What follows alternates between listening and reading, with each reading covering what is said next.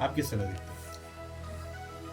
देखिए, बड़ा दुर्भाग्यपूर्ण है कि जो लोग समाज में थोड़ा आगे हैं और खासकर जनप्रतिनिधि हैं, उनके अमर्यादित बयानों के कारण पूरा उत्तराखंड शर्मसार हो रहा है। इस पर नियंत्रण होना चाहिए।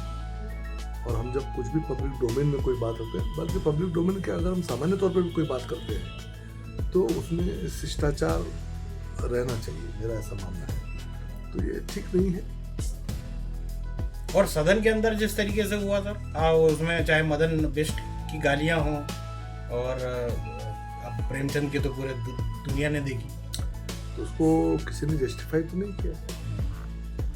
पूरे समाज ने, पूरे उत्तराखंड ने उसका संज्ञान लिया है और आज सब लोग व्यथित हैं कि सब क्या चल रहा है। ये नहीं होना चाहिए। और पार्टी अध्यक्ष ने भी अपना वक्तव्य दिया है और मैं समझता हूँ कि अब आगे बढ़ना चाहिए। इनमें उलझेंगे तो विकास प्रभावित होगा। आज चर्चा होनी चाहिए थी भूकंप, आज चर्चा होनी थी 1 लाख से ऊपर का बजट, हमने 1 लाख करोड़ से ऊपर का बजट पहली बार उत्तराखंड की विधानसभा में आया। उसमें क्या क्या प्रावधान हुए हैं वो चर्चा के विषय होनी चाहिए। लेकिन जब हम इन विवादों में फंसते हैं तो कहीं ना कहीं क्षेत्र का विकास प्रभावित होता है। हमारी जो प्राथमिकता है, हमारी प्राथमिकता उत्तराखंड का विकास है और पहाड़ों को विकास की ओर ले जाना है और उत्तराखंड का मान सम्मान है। हमको अपनी प्राथमिकताओं को छोड़कर बाकी विषयों में नहीं उलझना चाहिए, मेरा ऐसा मानना है।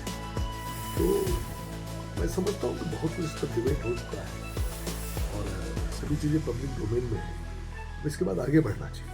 लेकिन आपको नहीं लगता कि इस पूरे प्रोसेस को ही आपके ही एक मंत्री ने शुरू किया?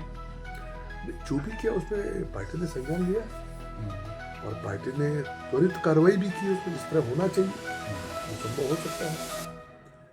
पार्टी भविष्य में किस ओर जाती है ये भी देखना बाकी, लेकिन पार्टी ने संज्ञान लिया, ये छोटी बात नहीं। माननीय अध्यक्ष जी ने, माननीय महामंत्री संगठन ने बाकायदा बातचीत की है। मैंने आप ही लोगों के माध्यम से सुना भी है और पढ़ा भी है। पार्टी ने काफ़ी सख्ती के साथ, संवेदनशीलता के साथ मुद्दे को लिया है। लेकिन विनोद जी, एक बात ये भी है कि आपकी पार्टी इतनी सहनशील ज़्यादा हो गई है कि आप गालीबाज और गोलीबाज पढ़ो चैंपियन पे कोई कार्रवाई नहीं करते और फिर पहाड़ी समाज को साला और ये कहने वाले प्रेम को भी आप ऐसे जाने देते हैं। नहीं, इस बारे में खेद प्रकट हो गया है और पार्टी ने बाकायदा, मैंने कहा ना, उसका संज्ञान लिया है।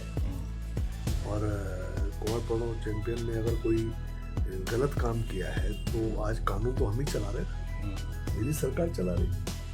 आज अभी तक वो जेल में, तो जो अपराध करेगा वो उसको कीमत चुकानी पड़ेगी।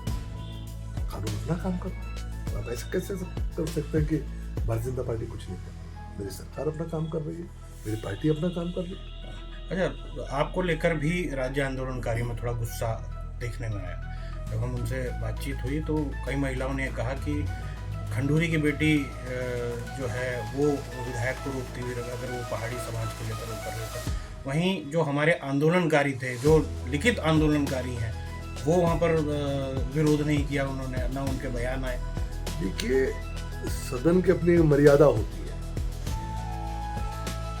हम सिर्फ विनोद चमोली नहीं हैं, विधायक भी हैं, पार्टी के कार्यकर्ता भी हैं, उत्तराखंडी भी हैं, तो सदन के सदस्य भी हैं।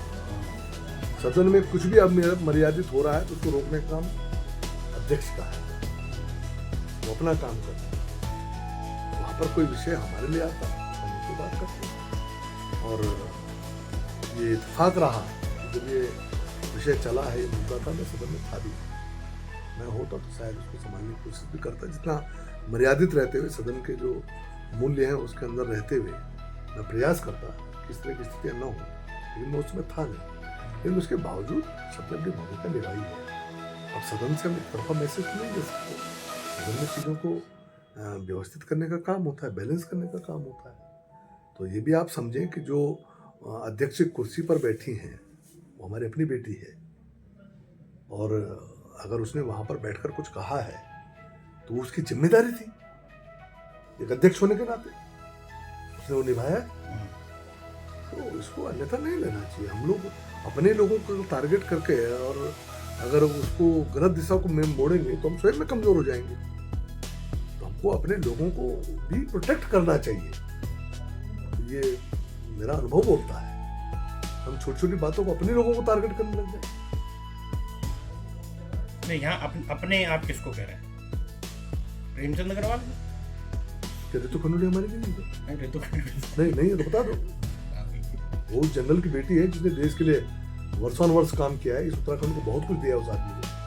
उसकी बेटी है, वो IAS की पत्नी है, जो कैबिनेट सेक्रेटरी हुआ हमारा, जो हमारे पहाड़ का है, जिसने कोरोना जैसे काल में पूरे देश को बचाने का काम किया होगा। उसकी बेटी भी है, उसकी पत्नी भी है। तो क्या वो हमारी नहीं है? क्या हम एक बयान के आधार पर उसके पूरे जीवन को टारगेट कर देंगे? क्या विनोद चमोली अगर नहीं बोला, उस दिन था नहीं वहां पर, तो क्या विनोद चमोली के योगदान को आप नकार देंगे? क्या आप ही उत्तराखंड हम नहीं है क्या? क्या हम क्या इतने मरे हुए हैं क्या? क्या हमारा जीवट लोगों ने देखा नहीं है क्या? अरे जहाँ वो नहीं बोल पाते वहां बोलते हैं। या तो कोई मीडिया में तो कोई भी बोल सकता है, लेकिन बंदूकों के सामने बोलने वाले बहुत कम लोग हैं, इतने समझे से लोग।